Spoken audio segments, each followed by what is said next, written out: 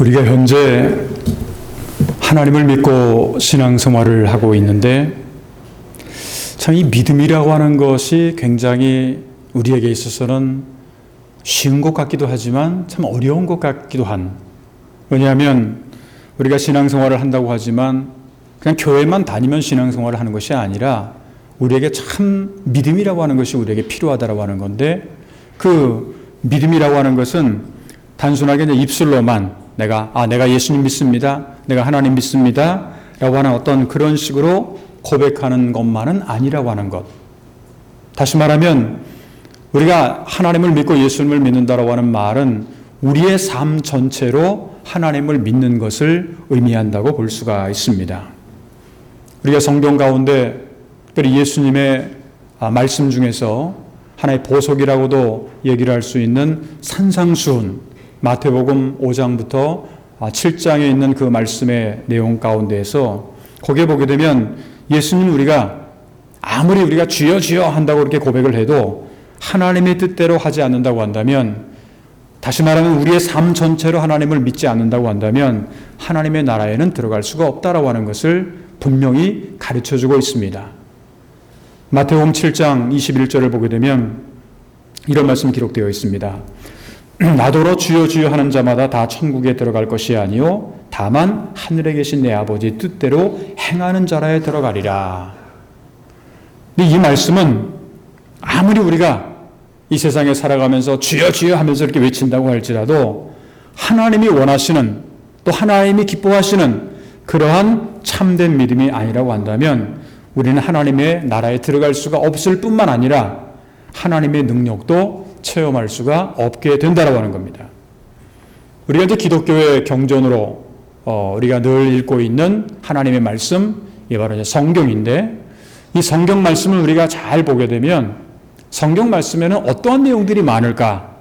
물론 여러분들이 성경을 쭉 읽으시면서 이런 내용들이 많다, 저런 내용들이 많다 하시겠습니다만, 사실은 일반적인 얘기, 상식적인 얘기보다는 기적의 얘기가 좀 많아요. 우리가 보통 생각할 때 이런 일이 어떻게 일어날 수 있을까 하는 그런 기적적인 이야기들이 많이 있는 것을 알 수가 있습니다.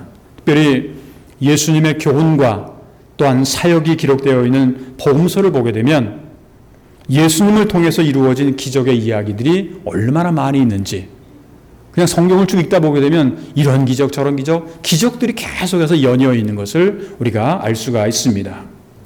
제가 지난주에도 이런 말씀을 잠깐 드렸는데, 성경에 보게 되면 성경에 나타난 수많은 기적의 이야기의 배경에는 반드시 믿음이라고 하는 것이 있다 하는 말씀을 드린 적이 있습니다. 예를 들면 12년 동안 혈루증을 앓아온 회당장 야이로의 딸이, 그 여인이 예수님을 만나고 나서 치유함을 받게 되는 그런 장면이 이제 성경 여러 곳에 나오는데, 그 가운데서는 예수님께서 하신 말씀이 누가복음 8장 48절에 보게 되면 이런 말씀이 기록되어 있습니다. 예수께서 이르시되 딸아, 내 믿음이 너를 구원하였으니 평안히 가라. 내 믿음이 너를 구원하였으니 평안히 가라. 그런데 이뿐만은 사실은 아니에요. 복음서를 보면 예수님의 기적의 이야기들은 예수님을 만난 사람들이 많은 기적의 이야기를 체험하는 것을, 우리가 성경이 기록되어 있는 것을 우리가 알 수가 있습니다. 이러한 말씀을 통해서 우리가 깨달을 수 있는 것은 뭐냐면, 믿음은요, 기적을 낳는 비결이다. 기적을 낳는 그 방법이다. 그리고 우리가 이러한 믿음을 가지고 신앙생활을 한다면 하나님은 반드시 우리에게 삶의 순간순간마다 우리로 하여금 기적을 체험할 수 있도록 인도해 주신다라고 하는 겁니다. 물론 여러분들이 생각할 때 기적이라고 하는 것이 뭘까 생각하다 보면 사람이 할 수 없는 건 다 기적이라고 생각할 수 있지만, 어떻게 보면 엄밀하게 말하면 우리가 살아가는 것도 기적이고요, 숨을 쉬는 것도 기적이고, 기적이라고 말한다면 얼마든지 기적이 많이 있는데, 어떻게 됐든 간에 기적을 우리가 느끼고 체험한다라고 하는 것, 그걸 당연한 것으로 안다라고 하는 사람하고 늘 기적을 체험하면서 살아가는 사람하고는 똑같은 인생을 살아가더라도 또 다른 얘기라고 볼 수가 있습니다. 오늘 조금 전에 우리가 함께 읽은 성경 말씀은 요한복음에서 예수님께서 행하셨던 그런 기적의 이야기들이 몇 가지가 있어요. 특별히 우리가 이제 성경을 통해서 보게 되면 예수님께서 행하셨던 7대 기적이 요한복음에 나옵니다. 그런데 오늘 성경 말씀은 두 번째 기적에 대한 얘기예요. 첫 번째 기적은 여러분들이 잘 아시는 것처럼 요한복음 2장에 보게 되면 그 예수님께서 갈릴리 가나라고 하는 곳에서 혼인잔치에 그렇게 가셔서 물로 포도주로 만든 그러한 장면을 아마 여러분들이 잘 아실 겁니다. 이제 그게 이제 첫 번째 기적인데 그 첫 번째 기적을 일으키시고 나서 예수님께서 이제 명절을 지키기 위해서 예루살렘으로 가십니다. 여러분들이 잘 아시는 것처럼 우리가 예루살렘이라고 하는 것은 성전이 있는 곳이기 때문에 많은 사람들이 어떤 명절을 하거나 절기를 지키거나 할 때는 다 예루살렘으로 이렇게 모이는 것을 여러분들이 아마 잘 아실 텐데 명절을 지키기 위해서 예루살렘으로 가셨다가 이제 명절이 끝났어요. 그러면 이제 다시 돌아오시는 거죠. 그 돌아오실 때 예수님은 갈릴리 가나로 다시 돌아오시게 됩니다. 바로 그때 오늘 성경 말씀의 사건이 일어나게 되는 것. 그래서 이게 두 번째 기적의 이야기라고 볼 수가 있는데 오늘 성경 말씀에 의하면 당시에 이제 복음을 전하면서 수많은 기적들을 일으키셨던 그 예수님께서 이제 이 가나로 다시 오시게 되는데 어떤 왕의 한 신하가 예수님을 찾아오는 그런 것이 오늘 제 성경에 나오는 그런 내용입니다. 왜 찾아왔느냐? 그는 큰 병으로 인해서 죽어가는 아들 때문에 자기 아들이 지금 큰 병에 걸려가지고 얼마 안 있으면 죽을 것 같은데 그래서 예수님을 찾아왔고 예수님은 그 아들을 고쳐주셨다라고 하는 장면이 바로 오늘 성경 말씀에 나와 있는 내용입니다. 오늘 성경 본문에서 예수님은 당시 왕의 신하를 통해서 우리가 이 세상에 살아가면서 하나님께서 주는 기적을 체험하는 믿음을 갖기 위해서 어떻게 하면 좋을까라고 하는 것에 대해서 교훈해주고 있는 장면이 바로 오늘 성경 말씀의 내용이기도 합니다. 이왕이면 우리가 이 세상을 살아가면서 그냥 믿음이라고 하는 것을 하나의 모양으로만 아니면 액세서리로만 이제 그렇게 걸치고 다니는 그러한 것이 아니라 하나님께서 날마다 우리를 통해서 이루어 주시는 그러한 기적을 체험하는 그러한 믿음을 우리가 갖게 된다고 한다면 그냥 적당하게 교회 다니는 거하고 날마다 기적을 체험하는 그러한 믿음을 가지고 하는 거하고는 정반대 삶이죠. 날마다 우리가 이 세상에서 승리하는 삶을 살아가길 원한다고 한다면 이왕이면 우리는 하나님이 주시는 그러한 기적을 체험하는 믿음을 가지고 있어야 된다고 하는 겁니다. 그래서 오늘은 2월의 마지막 주일을 우리가 맞이하면서 오늘 성경 본문의 말씀에 나오는 왕의 신하가 경험을 했던 기적을 체험하기 위해서 우리에게 필요한 믿음의 자세에 대해서 함께 생각해 보면서 오늘은 믿음과 기적이라고 하는 그런 제목으로 말씀을 드리고자 합니다. 그러면 우리가 이 세상을 살아가면서 하나님께서 주시는 기적을 체험하는 믿음을 갖기 위해서는 우리가 어떻게 하면 좋을까? 누구나 다 하나님께서 주시는 기적을 체험하고 싶어 하죠. 그런데 그러한 믿음을 갖기 위해서는 어떻게 하면 좋을까? 오늘 성경 말씀을 근거로 해서 몇 가지로 나눠서 말씀을 드린다고 한다면 먼저 첫 번째로 우리는 언제나 하나님 앞에서 아니면 언제나 예수님 앞에서 자신을 낮추는 겸손한 자세가 있어야 된다라고 하는 겁니다. 겸손한 믿음이라고 하는 거죠. 오늘 성경 말씀 47절에 보게 되면 그가 예수께서 유대로부터 갈릴리로 오셨다는 것을 듣고 가서 청와대에 내려오셔서 내 아들의 병을 고쳐주소서 하니 그가 거의 죽게 되었습니다. 그렇게 얘기를 합니다. 당시 예수님은 우리가 이제 예수님을 볼 때 성경을 볼 때는 예수님이 그 역사 가운데서 가장 중심 인물로 이렇게 클로즈업 된 걸로 우리가 생각을 하는데 사실은 그렇지 않아요. 그 당시의 유대인 사회에서는 그 기득권층으로부터는 어떻게 보면 외면과 무시를 당하는 그러한 존재였습니다.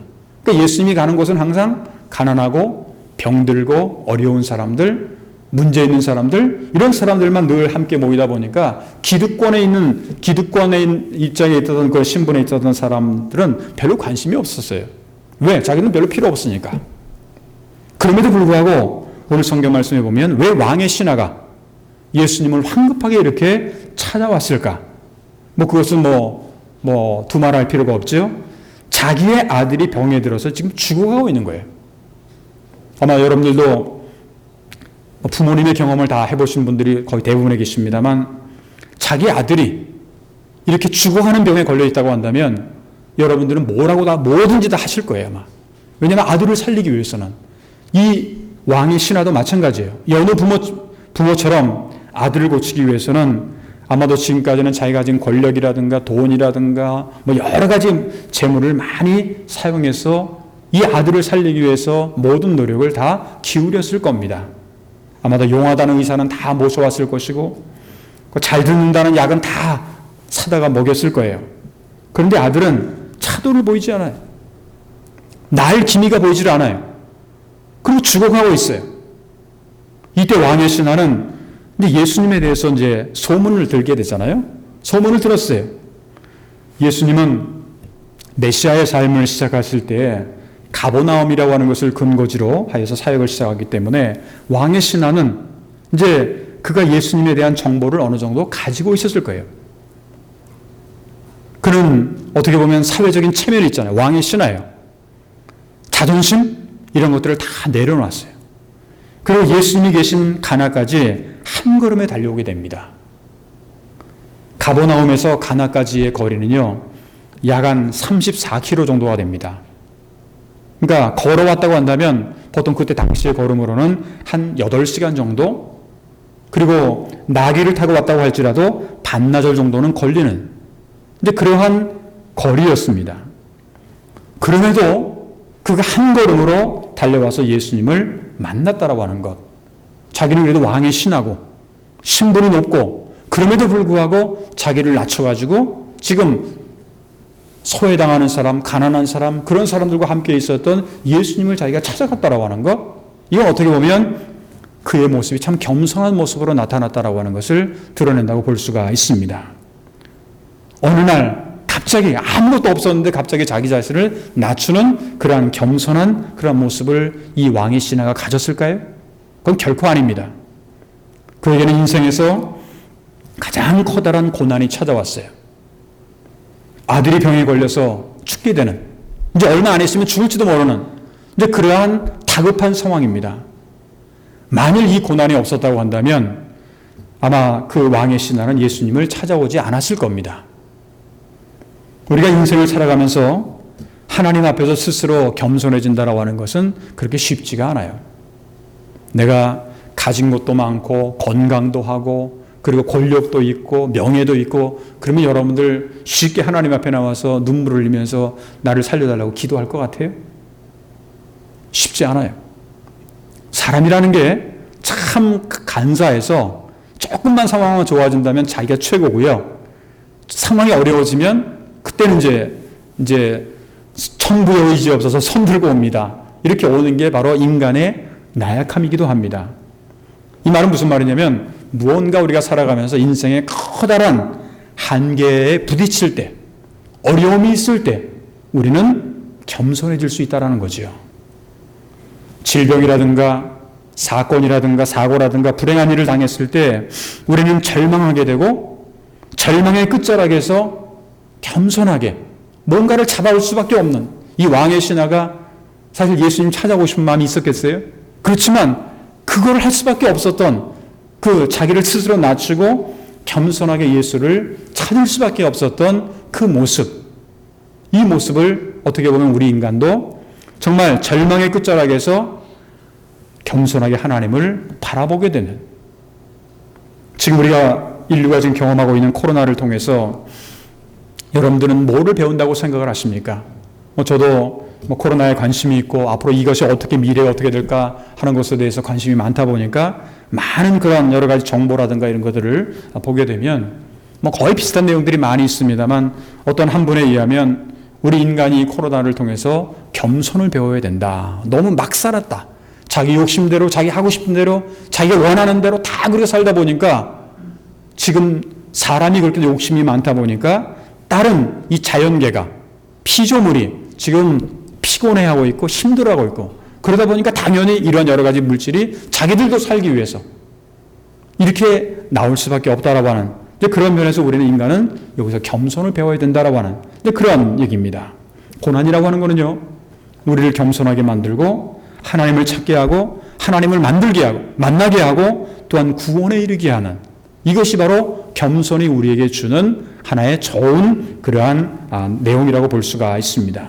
만약 어떤 사람에게 인생에 수많은 고난이 왔는데도 불구하고 그가 겸손하지 않고 또 하나님도 찾지 않는다고 한다면 아마 그는 가망이 없을 겁니다.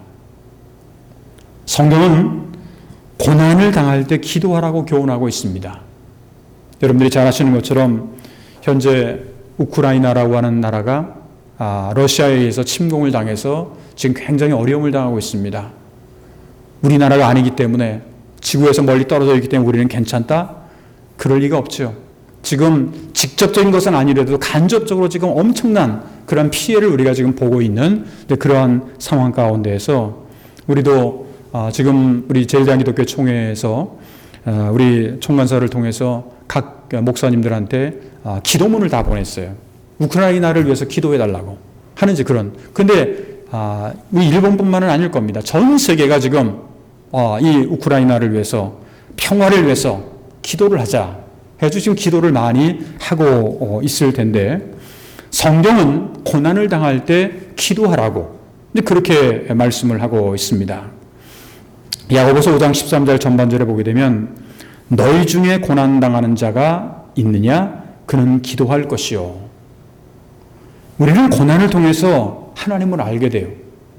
그리고 겸손하게 돼요. 겸손하게 된 사람에게는 하나님께서 우리에게 은혜를 베푸신다고. 근데 그렇게 말씀을 하고 있습니다. 겸손하고 통회하고 애통하는 자에게는 날마다 하나님께서 함께 하신다라고 하는 거죠. 이사야 57장 15절 후반절에 보게 되면 내가 높고 거룩한 곳에 있으며 또한 통회하고 마음이 겸손한 자와 함께 있으니 마음이 겸손한 자와 함께 있다라고 하는 것. 이 말은 다른 말로 표현하면 교만한 자는 물리치신다라는 거죠. 그러니까 마음이 겸손한 자와 함께 있다라고 하는 이는 겸손한 자의 영을 소생하시며 통회하는 자의 마음을 소생시키려 함이라.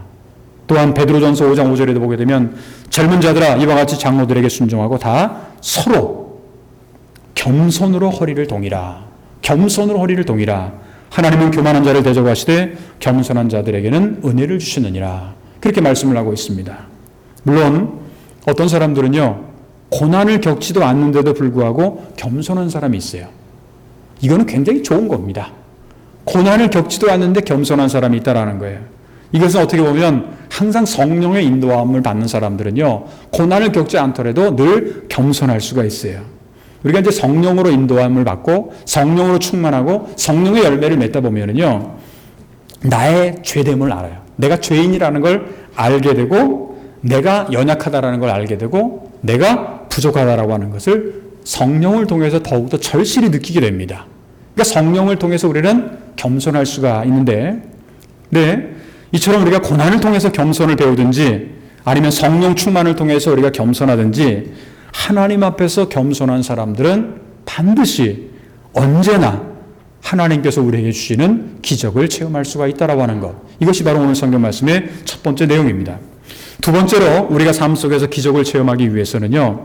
어떠한 상황에서도 포기하지 말고 끝까지 구하는 간절한 믿음이 있어야 된다라고 하는 겁니다. 오늘 성경 말씀 47절 후반절에 보게 되면 왕의 신하가 예수님께 부탁을 합니다. 청하되 내려오셔서 가버나움에서 내려오셔서 내 아들의 병을 고쳐주소서 하니 그가 거의 죽게 되었습니다. 그 시간에 그의 아들은요 가버나움에서 거의 죽음 직전에 있었습니다. 그런데 예수님은 정말 멀리서 34km나 되는 멀리서 달려온 왕의 신하의 요청에 아무런 대답을 하지 않아요. 그 뭐라고 말씀하시냐면 오늘 성경 말씀 48절에 보게 되면 너희는 표적과 기사를 보지 못하면 도무지 믿지 아니하리라. 이거는 그 왕의 신하에게 한 말이 아니에요. 너희라고 하는 말은 많은 사람들에게 들으라고 하는 거예요. 너희들은 표적과 기사를 보지 않으면 도무지 믿지 아니하니라. 굉장히 아주 그냥 냉정한 표현 아닙니까? 근데 이 말씀에는요 사실은 깊은 뜻이 담겨져 있어요. 근데 아마 이런 말씀이 있게 아닐까 하는 생각이 드는데 예를 든다면 왕의 신하여 그대가 지금 나를 찾아온 것은 나에게 진리의 말씀을 들으려고 한 것이 아니라 내가 그동안 갈릴리와 유대 땅에서 행한 수많은 기적을 듣고 그 기적을 경험하려고 온 것이 아닌가. 맞죠? 하나님 예수님을 뭐 믿고 구세주로 믿고 그런 것 때문에 온 게 아니잖아요. 자기 아들이 지금 죽어가는 상황에서 이 아들을 어떻게 보면 살려 기적을 체험하려고 온 것이 아닌가. 그래도 내가 행한 기적 때문에 내가 하나님의 아들인 그리스도인 것을 믿는가. 그런 것이라면 돌아가라는 거예요. 믿지 않고 있지 않느냐. 돌아가라는 거예요. 내가 그대에 행할 기적은 따로 없다. 이렇게 굉장히 아주 냉정하게 한 그런 아주 좀 기분 나쁜, 어떻게 보면 그런 대답을 예수님께서 하셨을 수도 있을 겁니다. 이 얘기를 듣는다고 한다면 너희는 표적과 기사를 보지 못하면 도저히 믿지 않는다 하는 그런 말씀을 들었다고 한다면, 그런데 만일 이 왕의 신하가 이 예수님의 냉랭한 이 표정에 대해서 기분 나빠해서 아이 그래 뭐 내가 뭐 하면서 그냥 불평하면서 실망하면서 그냥 돌아가 버리고 말았다고 한다면 어떻게 되었을까? 그러나 그는 포기하지 않았다고 성경은 말씀을 합니다. 49절 보면 주여 내 아이가 죽기 전에 내려오소서. 끝까지 그 끈앞을 하나라도 그냥 작은 거 별표 하나라도 참으려고 하는 거예요. 끝까지라도 잡으려고 하는 거예요. 예수님은요, 병 고침을 받기 위해서 애를 쓰고 찾아온 사람들에게 가끔 이렇게 냉랭한 반응을 하세요. 예를 들면 마가복음 10장을 보게 되면 거지 맹인이었던 바디메오라고 하는 사람 얘기를 여러분들이 잘 아실 겁니다. 지나가는 예수님을 향해서 마가복음 10장 47절을 보게 되면 다윗의 자손 예수여 나를 불쌍히 여기소서. 나를 불쌍히 여겨달라고. 앞도 못 보고 가난하고 헐벗고 지금 죽을 지경입니다. 그러니까 나를 좀 돌아봐 달라고. 그런데 예수님 어땠습니까? 돌아보지 않고 그냥 싹 지나가 버렸어요. 매정하게도. 근데 바디메오가 그 다음 행동이 중요합니다. 더 큰 소리로 외치는 거예요. 더 큰 소리로 외쳐서 급기야 제자들이 아예 시끄러워 하면서 조용히 하라고. 근데 그렇게 얘기를 하게 될 때 예수님께서 바디메오를 이리 데리고 오라고 그렇게 말씀을 하시죠. 마가복음 10장 51절을 보게 되면 내게 무엇을 해주기를 원하느냐, 내게 무엇을 해주기를 원하느냐 이렇게 물으십니다. 이런 내용들은요 성경에 많이 기록이 되어 있습니다. 그러면 이러한 상황 속에서 예수님이 우리에게 원하시는 것이 무엇일까? 한 번만 얘기 딱 하면 그냥 들어주면 되는데 예수님께서 한 번 얘기해서 두 번 얘기해서 안 들어주실 때 이건 예수님이 우리에게 뭘 원하시는 걸까? 우리는요 하나님 앞에 뭔가를 기도하다가도요 한 번 하고 두 번 하고 세 번 해가지고 기도했는데 안 들어주죠. 에이 그래 그럼 말어. 끝나버리는 경우가 많아요. 우리 기도 그렇게 하는 경우가 많지 않습니까? 그런데 예수님께서 우리에게 원하시는 게 뭐냐?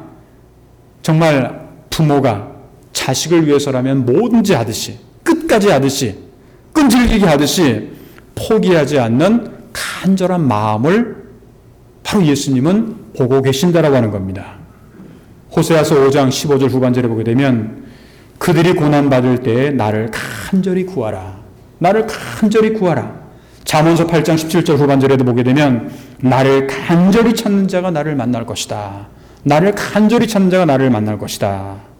지금 나에게 하나님께 간절히 기도해서 기도하고 매달려서 반드시 응답받고자 하는 간절함이 여러분들 가운데 있느냐라고 하는 겁니다.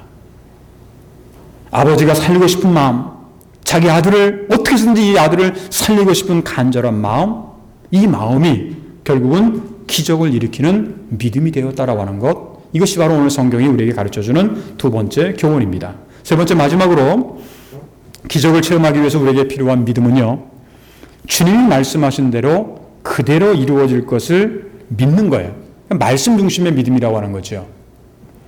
근데 왕의 신하가 사실 예수님을 만나러 올 때의 신앙이라기보다는 그냥 어떻게 보면 그냥 아들이 회복되는 거, 이것만을 바라보면서 왔을 겁니다. 그러니까 불완전한 거죠. 그러니까 아들의 병이 나으려면 그냥 예수님이 가버나움에 직접 가셔가지고 아들에게 안수기도를 해주면 혹시라도 병이 나을 수도 있겠다 하는 이제 그런 생각들, 그런 신앙. 그리고 만약에 그 아들이 죽기 전에 오셔야지, 아들이 만약에 죽어버린다면 그러면 예수님이 오셔도 별 의미가 없다라고 하는 그런 생각을 그 왕의 신하는 가지고 있었을 겁니다. 그런데 그의 신앙이요, 예수님을 만나서 예수님과 대화하는 순간에 변화가 되게 됩니다. 지금까지 예수님을 만나기 전의 모습과 또 예수님을 만나서 대화한 이후의 모습은 바뀌게 되었다라는 거예요. 그게 무슨 말이냐면 예수님이 함께 가시자고 말씀하시지 않아요. 본래는 같이 가서 안수하고 기도해줘서 낫게 해달라, 빨리 좀 와달라, 이렇게 얘기를 하는데 예수님은 오늘 성경 말씀 50절 전반절에 보게 되면 예수께서 이르시되 가라, 내 아들이 살아있다 하시니. 예수님이 지금 함께 가야 되는데, 이 왕의 신하 입장에서는 그래서 함께 가가지고 안수기도를 하든 뭐를 하든 해가지고 예수님 앞에서 고침을 받아야 되는데 예수님께서는 가라, 내 아들이 살았도다, 이렇게 말씀을 하셨습니다. 근데요, 여기서 더 중요하고 더 놀라운 게 뭐냐면 왕의 신하의 반응입니다. 그는 예수님의 말씀에 어떤 불만과 또 어떤 말을 하지 않고 그냥 예수님께서 하신 말씀을 그대로 들어요. 그리고 집으로 돌아갑니다. 이게 이제 오늘 성경 말씀 50절 후반절입니다. 그 사람이 예수님의 하신 말씀을 믿고 가더니, 여기에는 우리 같으면 그래도 잠깐만이라도 오셨다가 하시라고 뭐 이렇게 해가지고 예수님이 오시지 않으면 안 되는 그런 생각을 했었을 텐데, 이 왕의 신하는 그렇게 안 했어요. 예수님의 하신 말씀을 믿고 그냥 갔다라고 되어 있어요. 여기서 그는 하나님의 놀라운 기적을 체험을 하게 됩니다. 다시 말하면 그냥 하나님의 말씀을 말씀대로 그대로 믿었을 때, 말씀하신 그대로를 믿었을 때 놀라운 하나님의 역사가 나타나게 되었다고 하는 것. 그것이 오늘 성경 말씀 53절을 보게 되면 그의 아버지가 예수께서 내 아들이 살아났다 말씀하신 그때인 줄 알고 자기와 그 온 집안이 다 믿으니라, 그렇게 기록이 되어 있습니다. 다시 말하면 하나님의 말씀 자체가 기적이라는 거예요. 하나님의 말씀이 기적이고 그리고 하나님의 말씀 자체가 능력이라고 하는 거예요. 중요한 것은 우리가 그것을 믿느냐 안 믿느냐라고 하는 거지요. 사랑하는 성도 여러분, 우리가 신앙생활을 하면서 우리는 누구나 다 믿음을 소유하고 있을 겁니다.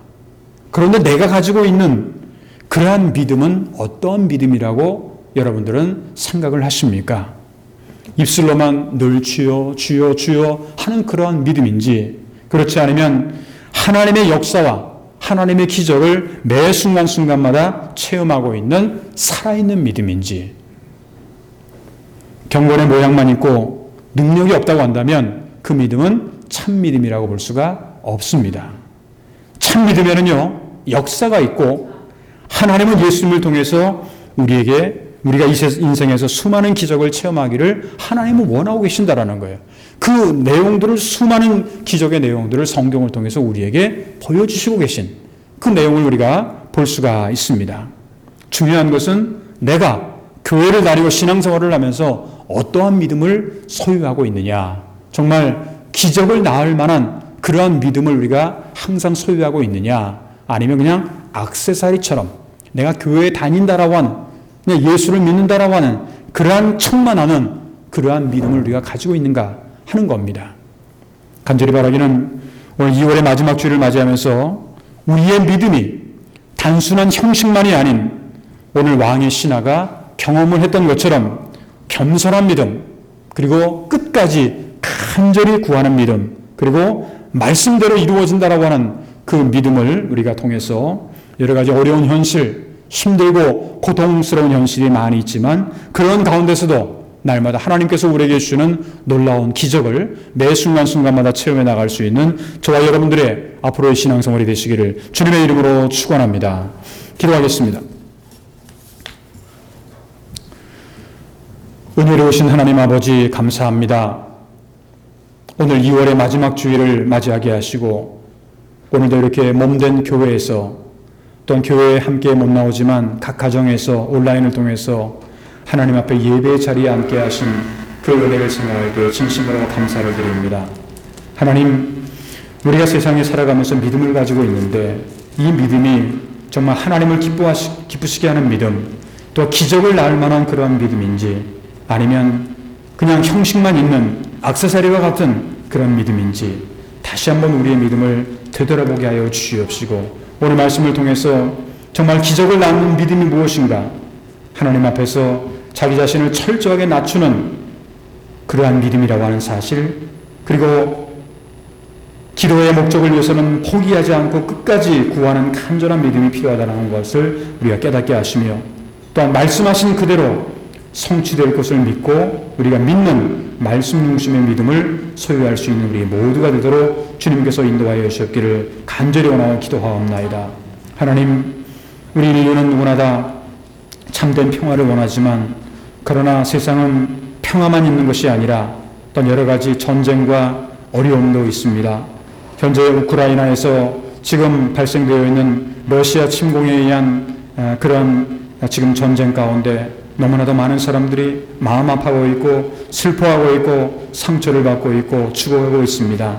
하나님께서 이제 우크라이나의 현실을 하나님 아시오매, 우주 만물을 창조하시고 인간을 지배하시는 모든 것을 주관하신 하나님께서 하루빨리 이제 전쟁이 아닌 참된 평화가 찾아올 수 있도록 주님께서 인도하여 주시옵시고, 저희들이 모두가 다, 이 세계 인류가 다 함께 살아갈 수 있는, 공생할 수 있는 그러한 길을 저희들이 펼쳐나갈 수 있도록 주님께서 인도하여 주시기를 간절히 기도하옵나이다. 아직까지 종식의 출구가 보이지 않는 이 코로나19의 상황 속에서 우리 인간이 무엇을 배워야 되는지 다시 한번 깨달을 수 있도록 도와주시옵시고, 무엇보다 더 겸손을 배우게 하여 주시오며, 하나님께서 우리에게 주시는 해방의 은혜를 통해서 하루빨리 우리가 이 코로나로부터 자유스러워져서 하나님 앞에 나와서 정말로 자유롭게 예배하며 찬양하며 하나님 앞에 영광 돌릴 수 있는 날이 하루빨리 올 수 있도록 주님께서 인도하여 주셨기를 간절히 기도하옵나이다. 우리 제일대한 기독교회 가운데 또한 동경 오아시스 교회, 또한 신화가와 교회, 이제 기도의 제목을 가지고 있습니다. 그들의 기도의 제목을 하나님께서 들어응답하여 주시옵시고, 또 3월 9일은 우리 조국의 대통령 선거가 이제 아버지 하나님 열리게 됩니다. 하나님께서 정말 하나님을 경외하고 정말 국민들을 바른 길로 인도할 수 있는 그러한 아버지 하나님 바른 지도자가 나올 수 있도록 주님께서 인도하여 주시옵시고, 모든 것이 하나님의 선하신 뜻 가운데서 이루어지도록 도와주시옵소서. 이 시간에도 질병 가운데 동당하는 성도들, 또한 수술을 준비하기 위해서 준비하고 있는 성도들, 또한 여러 가지 근심과 걱정과 아픔 가운데 살아가는 성도들 한 분 한 분을 기억하여 주시오며, 주님의 치유와 회복과 구원의 은총을 저희들에게 허락하여 주셨기를 간절히 기도하옵나이다. 앞으로 일주일 동안 살아갈 때도 여러 가지 어려운 환경들이 우리 가운데 많이 있지만, 그 가운데서 늘 하나님께서 우리와 함께 하시는 임마누엘의 은총을 늘 체험하는 우리 모든 성도의 삶이 될 수 있도록 인도할 줄 믿사옵고 감사하며 주 예수 그리스도의 이름으로 간절히 축복하며 기도하옵나이다. 아멘.